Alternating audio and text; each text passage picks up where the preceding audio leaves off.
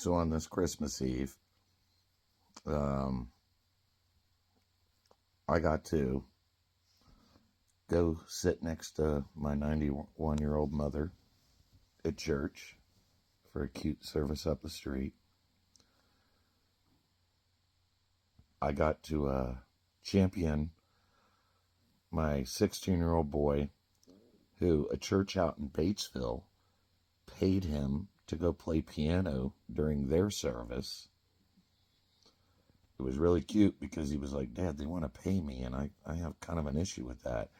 And I said, a preacher taught me a long time ago, do not rob somebody of allowing them to bless you. You take that money and you can donate it right back to a cause that church is happy about, or donate it to another church, or buy parts for your car or further your education. Make sure that money goes towards something good. If someone's blessing you, make it a blessing. Don't go buy soft drinks and candy bars with it, you know. Then kind of sat, chilled here at the house. And then my 13-year-old calls me. And because of worldly events, some things that she's starting to really become socially aware of the things outside her a lot more. She's asking a lot of political and religious questions. And for almost 2 hours, she asked good questions, and I gave good answers. Throughout this whole Christmas season, though,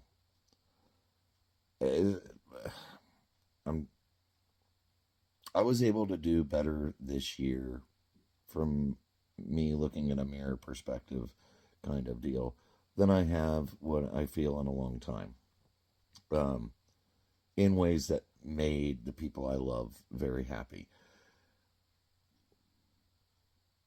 And what I really like is I've watched every one of my two oldest girls and my boy and my youngest girl. I watched them all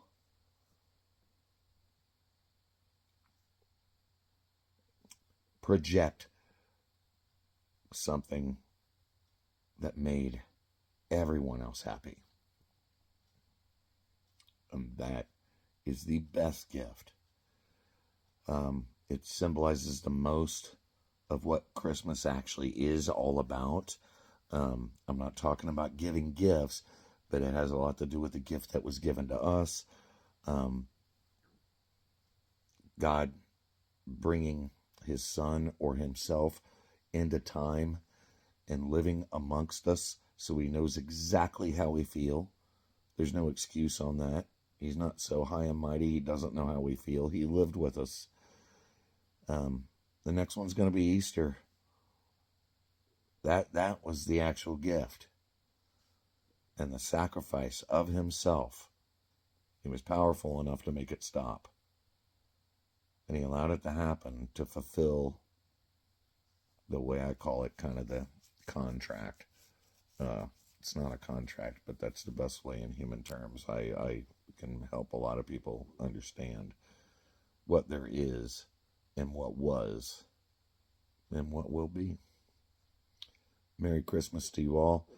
I felt a great amount of love, not from people,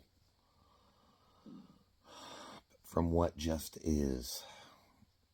And I needed it this year, and I feel it. And I pray that none of you are alone.